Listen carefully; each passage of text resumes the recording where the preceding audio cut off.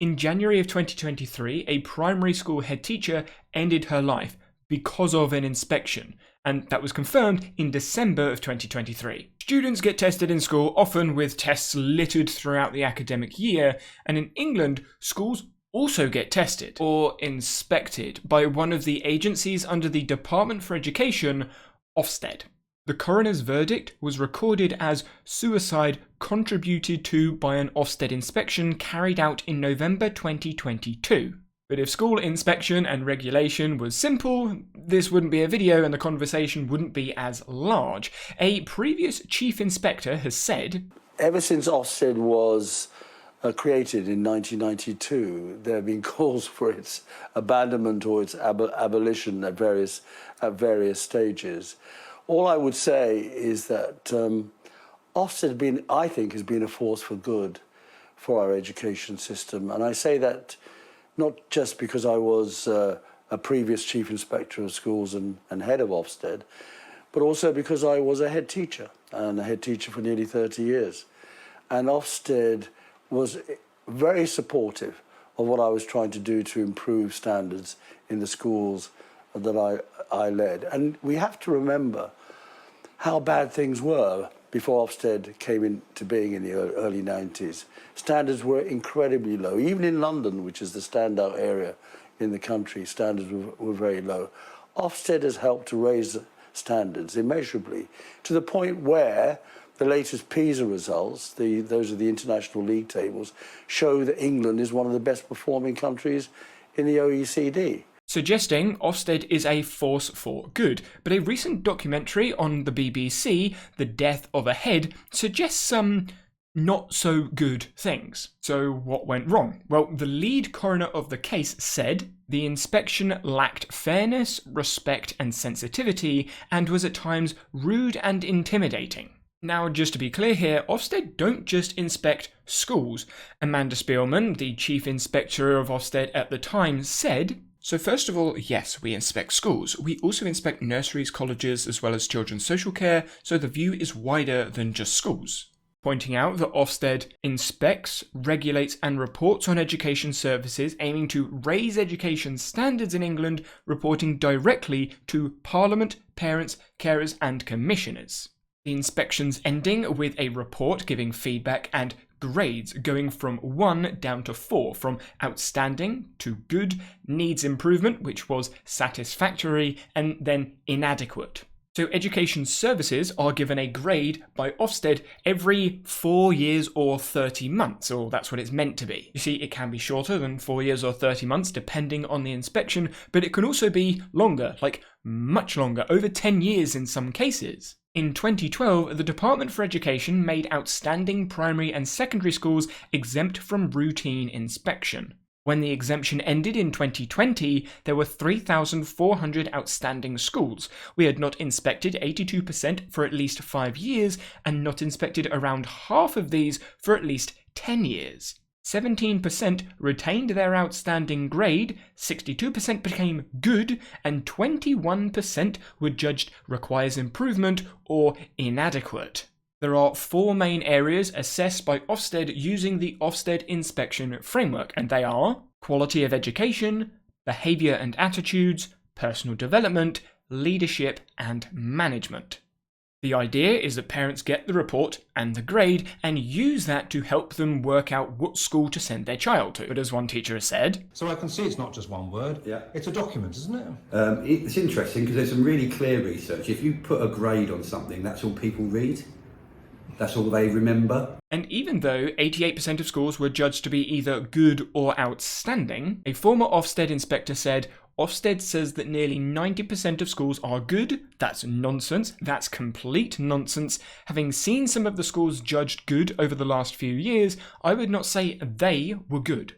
Going on to say, it's giving false comfort to parents. Lord Knight, a former schools minister, one of those people that help with the Department for Education, said Ofsted is not fit for purpose. And it's created a culture of fear in our schools, and if anybody thinks that fear is the basis for sustained improvement rather than support, then I think they've got it completely wrong. former Ofsted inspector Dr. Martin Hanbury adding he felt his role could cause more harm than good. However, a spokesperson for Ofsted said, "Children only get one chance at education, and inspection helps make sure that education standards are high for all children." Another adding, "We always want inspections to be constructive and collaborative, and in the vast majority of cases, school leaders agree that they are." However, some argue the one-word grading system as totally unfit for purpose and that classifications are too simplistic. But Amanda Spillman said, "There is an overall effectiveness judgment. We know that parents value that simplicity and clarity, and we also know that many government decisions use those overall effectiveness judgments so that in an integral part of the system, unless government changes its policies, we can't take those away." So the government uses the grades, but as one teacher talking about parents selecting schools for children said, "I know a lot of parents use Ofsted judgments to know which school they should send their child to. They often have to send them to a school that is nearby them anyway, but the Ofsted ratings can play a part in that." And when listening to these reports, Ofsted seems to play a significant role in parents selecting schools for children. Pupils are allocated by default to their catchment school, but parents might still choose to use their buying power to live near a school they think is good. So, do you think most people choose their closest school, or do they look around a bit more, particularly for secondary? Now they look around more. Most parents do not choose their closest school as their first choice. Dr. Ellen Gleaves, a postdoctoral researcher, has looked both at how parents make choices and how that shape their decisions about where to live. And while we've heard parents say in theory they'd like to attend their local school, in practice Dr. Gleaves says things work out differently. Over half of parents name their first choice school as a school that is further away. They're bypassing their closest school. And it was influenced by the information on schools captured in various publicly available measures. Parents are more likely to skip their closest school where that school has lower quality, whether that's the Ofsted rating or the test score performance. The Department for Education say one-word inspection grades succinctly summarise independent evaluations on the quality of education, safeguarding and leadership, which helps to give parents confidence in choosing the right school for their child. But some teachers argue it is high stakes for staff but low information for parents. Unfortunately, Ofsted isn't about coming in to support schools and to celebrate their achievements and the positives. Staff feel that Ofsted come in to judge and pick holes and find all the negatives they can. Which the Chief Inspector, Amanda Spillman, essentially confirms. She said, "Is that government divides up the responsibility. Ofsted's job is only the diagnosis piece, the inspection and reporting piece. The responsibilities for support and improvement and all the funding for them go to other bodies in the system. I cannot shift Ofsted resource into support work that sits with other people. It would be like the driving test agency saying it wasn't going to do tests anymore, it was going to run a driving school." With around 18 agencies and various bodies trying to support the Department for Education, Ofsted being one of them, the support responsibilities are spread all the way across the sector. Now, Ofsted is specific to England, not the UK. Other countries in the UK have different educational systems. Wales have inspections by ESTIN, Scotland by Education Scotland, and Northern Ireland by Education and Training Inspectorate. So the system around school regulation and inspections are different across the UK. With Ofsted, they have a team of inspectors that go into the school or service for a day or two to, inspect. Ofsted only get to see a snapshot of a school, right? They get to see one day. And there are a lot of factors that can impact one day. And like one parent said in an interview, Why don't you think they're so useful for you personally? Anyone can get a good score if they try hard enough on the day. It's not a true reflection of what the day-to-day life is going to be like in school. highlighting the potential bias with inspection timing, one school being inspected at the right time, another school being inspected at the wrong time. Schools are normally notified the day before and they can request to defer or cancel an inspection, but that's in exceptional circumstances, and as Amanda discussed, And that itself reflects the whole misunderstanding. All Ofsted wants to see is a school as it actually normally operates. The last thing we want is people preparing, doing complicated things. The short notice we give was actually worked through with the sector. There isn't unanimity of opinion, but we consult very closely with unions on things like that to make sure we're getting to a balance that recognises both the desires of parents who would fundamentally like no notice inspections for us just to turn up on the day, and the sector, which varies between the people who think that very short notice is best because it's less time to worry, or long notice is best. But it's the kind of compromise that we discuss, that we work through to get to a pragmatic best fit. There will always be people who don't like one aspect or another, but we put a tremendous amount of effort into getting something that works for the vast majority. Which brings into focus what is actually being inspected. During a Section 5 graded inspection, Ofsted look at school websites, student performance, parent, pupil and staff surveys, safeguarding procedures and policies, observing lessons, break and lunch times, and meeting with students and pupils to talk all about education. The other type of inspection, a Section 8 inspection, is ungraded and basically a checkup to make sure the school is good or outstanding. The Section 5 inspection being the one that gets the report and all the information from the Ofsted inspection framework. But after the case with Ruth Perry, her school being one of those being downgraded from outstanding to inadequate, the National Association for Head Teachers, or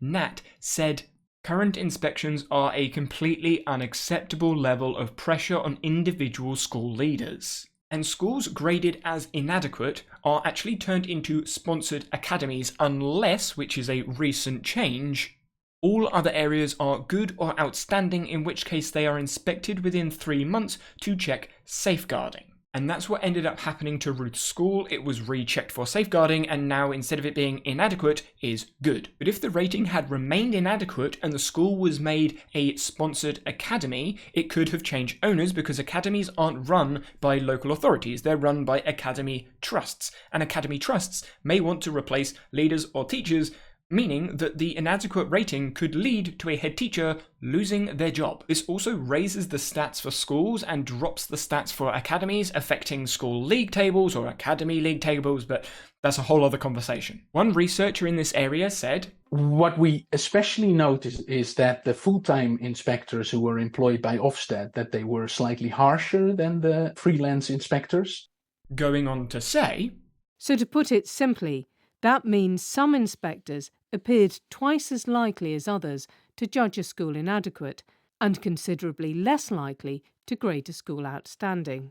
highlighting bias within the inspectors, adding, "There is a link between Ofsted outcomes, i.e. the way that they judge schools, and the intake or cohort of the pupils. So we found that disadvantaged schools were more likely to be rated as requiring improvement or inadequate than schools with more affluent pupils, for example." Highlighting bias regarding location, finances, or anything else that could make a school disadvantaged. Head teachers have made lots of issues with Ofsted in the past, Ofsted making a statement saying it's going to make some changes. They said they will have enhanced on-site professional dialogue during inspections to help address any issues, a new opportunity for providers to contact Ofsted the day after an inspection if they have unresolved concerns, new arrangements for finalising reports and considering formal challenges to inspection outcomes, direct escalation to the Independent Complaints Adjunction Service of Ofsted, ICASO, and a periodic review of closed complaints using external representatives. For clarity, those were things identified as needing improvement after Ruth's case and inspection, and Nat said that these were small improvements and fundamental reform of Ofsted is urgently needed. Eston in Wales have moved away from the one-word grading system and use a report card system instead, similar to what happens in Northern Ireland. However, Education Scotland use a 6-point system instead of Ofsted's 4. The Labour Party suggested Ofsted should go to the report card system, and Paul Whiteman, the General Secretary of NAT, said, "We welcome the proposals to end this overly simplistic approach that does more harm than good." The Labour Party adding, The overall grade descriptions, such as outstanding, would be replaced by a new system after consultation with teachers and parents, and would introduce annual reviews of school safeguarding as part of its Ofsted changes to avoid potentially long gaps between inspections, something some teachers have been asking for a while. Nobody's saying, I'm certainly not saying we want less inspection. I want more inspection, not less. I want more regular input. I want more regular advice and guidance, not less. For somebody to come into any school that I've served for 20 years, I've served this community, and I hope I've done it well. Some people will say I have, some people I haven't, but the community judges me every day and has continued to judge me all that time. For two strangers to come into my school for 2 days in 5 years and tell me how good or bad it is nonsense. However, Amanda said, Wait, I just want to get into, if you think teachers, head teachers, are creating anxiety, that's a very big insight from you as the chief inspector. No, I didn't say it was head teachers creating anxiety. I said anxiety is being spun around the system and amped up. That is really hard for me to say. I don't think I can express an opinion that I can just see that anxiety is being pushed up. It's not ghosts wandering around the education system. Who are the characters creating anxiety? Well, I think it's the consequences of inspection that are the thing that causes the biggest fear. There was an Education Select Committee hearing a couple of weeks ago that all the unions appeared at, and they were asked what one thing would they most like to change about inspection, and they all said the consequences. And that is the thing that we have no control over, whatever. That I'm afraid, sits outside Ofsted's responsibility. So we have teachers wanting more inspections to help them improve, but the focus of Ofsted seems to be trying to reduce the fear of the consequences of an Ofsted inspection, which they don't have control over. Ruth Perry's family wanted to dig deeper into the inspection process, but the family were told their request for legal aid had been refused. Aid to help the legal funding of the Ofsted inquiry. On the GoFundMe page, it said, the family hopes that the inquest will reveal the truth about the circumstances leading to Ruth's death and the opportunities that were missed to prevent it. They hope that lessons can be learned to prevent future such deaths from occurring. Before she died, Ruth wrote, I do not believe any child has been harmed because I have been negligent in my duties, which was confirmed during the Ofsted inquest, but her school was downgraded from outstanding to inadequate because of safeguarding paperwork, her negligent work of safeguarding paperwork, and that was enough for an entire school to be graded inadequate. She feared house prices in the area would fall if the school was deemed inadequate and was terrified the local community would be angry. Showing her worries about the inspection grade wasn't just about the school or about her job, but also about the wider community that the school was involved in. The inspection grade impacts teachers in various ways, with teachers feeling lots of different things, such as stressful, judged, intimidated, restless, useless, not good enough, deflated, angry. Teachers telling some really telling stories like, I had a student badly beaten, curb stomped and left. The school didn't call the ambulance that was needed because they were worried it would trigger an Ofsted inspection. And there were anecdotal reports of several head teacher suicides over a number of years. Many of the critiques directed at Ofsted directed at the inspectors, who had no apparent knowledge of how to engage with children in that specific age group, no understanding of teaching children with special educational needs, SEN, and currently the qualification and training needed to become an Ofsted inspector requires a qualified teacher status, or QTS, and relevant undergraduate degree, alongside at least 5 years successful teaching experience, 2 years successful and substantial management experience in the relevant area, up-to-date knowledge and practice in the sector, experience from more than one institution. Getting paid between £300 to £500 per day per inspection. But with the Ruth Perry case and the Nat comments, there is clearly disagreement with the practices, expertise and training of the inspectors. Ofsted's requirements, training and regulation actually being done by Ofsted. Yeah, Ofsted inspects Ofsted. Now for context, one person wrote, there appears to be many people whose complaint about Ofsted is that head teachers may lose their jobs and that this is stressful. Obviously, if they lose their jobs unfairly, that is a concern.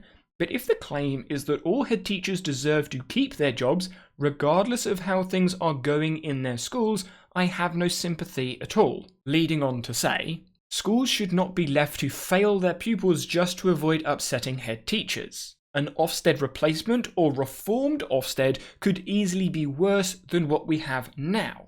Which gets me thinking back to the earlier clip of Ofsted being a force for good. For reform, Ofsted have discussed some language changes. Ofsted has promised it will change the inspection handbook to make it clear to head teachers they can share inspection outcomes with colleagues, family, medical advisors, and their wider support group before they are shared with parents.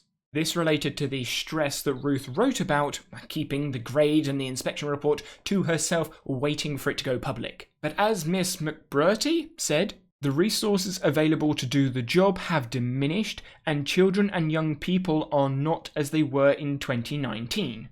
Highlighting some of the many struggles teachers already have increasing stress, fear and anxiety. And Ofsted responded to the coroner's report about this case, saying, "After Mrs. Perry's death, we made changes to the way we work to help reduce the pressure felt by school leaders," closing with, "We will continue to listen to heads and teachers and to refine and improve the way we work with school staff in mind."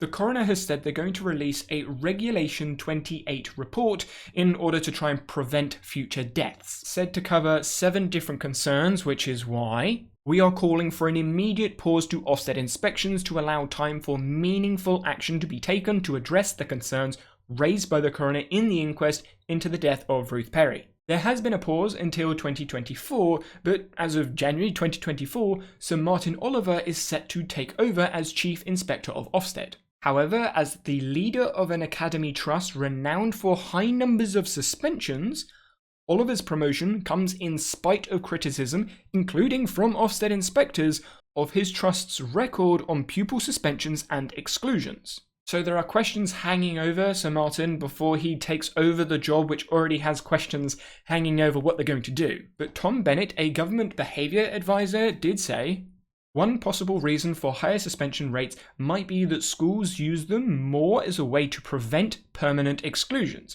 The theory being that if a student receives a suspension, then it gets through to them that their behaviour is unacceptable. In that scenario, we could interpret higher suspensions and lower exclusions as a success." But after the pandemic, school absence has been a big issue. The average rate of persistent absence has doubled since before the pandemic. 28% of secondary school pupils are absent at least 10% of the time. If you just let that sink in for a moment, almost a third of secondary students are not attending school enough. Amanda Spielman saying, "A lot of children are attending school that much less than they did before, partly illness but partly for other reasons, and aware this clarity, the importance of getting to school consistently, being there every day, come what may, unless you're too ill, that has broken down a bit." So the Ofsted inspections are one thing, but the students' learning environment is arguably more important. Only 10%, only a tenth of the variation in how students progress is between schools. Some 90% is within schools. There is vastly more diversity within a typical school than across. It's worth just dwelling on that for a moment. There is much less difference between schools A, B and C that you might be looking at for your child than between individual children within each of these schools. In some ways, you could view this as quite a positive thing because it's reflecting that children are unique, and it's reflecting also that they all have different home environments. And so we obsess about school differences and getting your kids into a good school, but actually more important than that is the home environment and how parents support kids. And when thinking about school grading, one parent said, "This school is graded good, but if it had one of the bottom grades, inadequate or requires improvement, would that alter your decision on whether Amelia might come here or not?" I think we'd still have to come and see what the school was like and make an assessment based upon that, because at the end of the day, even if it's not perhaps the best performing school in the area, it might still be the best school for our daughter, and that's what's important. Another researcher saying, Between those judgments, there weren't really meaningful differences. The only one where you could say that there was some information density was at the outstanding, but that was the only one where there was some, let's say, information density or some usefulness in the outstanding schools. But because the majority of the schools, of course, are in different categories, I would still say that they are of moderate use, if not useful, perhaps at all. Because... Do you think we have a consensus about what a good school looks like? No, I don't think there is. And certainly from the school performance tables, these are kind of one number summaries which kind of purport to say that one school is more effective than another. They say nothing about why that one school is better than another. With one previous head teacher saying... And I think, the education unions last week called on Ofsted to pause its inspections, to look at this, to investigate what is happening. They haven't done that. I mean, it's absolutely outrageous, and there's further evidence coming out all the time at the moment. People are starting to really dig into what has been going on. And this isn't new. What is happening now is not new. This has been since the inception of Ofsted. It has not been a good system. It's never been about improving schools. It's always been a punitive measure to really put pressure on schools to toe the line, as Siobhan said, to do what government wants implementing. And I think, certainly I know my union, and I know other education unions will be saying enough is enough now. We have to do something. We have to take this moment and say this system cannot continue. Later on adding... In the Observer, there's been some investigation and 10 coroner reports in the past 25 years of deaths of teachers has cited Ofsted as the cause or as one of the factors. I think that's just the tip of the iceberg. I think that is just the tip of the iceberg. It is completely out of control, really, I think. And it's not just head teachers. I want to make that clear. This impacts on everyone that works in a school in terms of workload, stress, anxiety, and at a time when we don't have enough people doing the job. Another teacher talking about students saying... And after about a decade in teaching, I actually decided to leave the education sector for 3 reasons. The first was Ofsted, the second was SATs, and the third was league tables. I could see what all of these schemes, the damage all of these schemes were doing to the children that I was teaching to try and support. We've got a situation, I was a primary teacher, so I'd have parents of children from the age of 4 asking me if I would tutor their child. And I would say, no, they don't need tutoring yet. They need time to play. They need time to explore. I was teaching in a relatively comfortable school. And I used to refuse. The pressure that is put on our children is unbelievable. And I felt that I could not be a part of a system that was doing real harm to children, because that was the exact opposite reason that I had taken my time and studied to become a teacher, and I was swallowing the poor pay, the poor terms and conditions and all of that. And so when thinking about learning environments...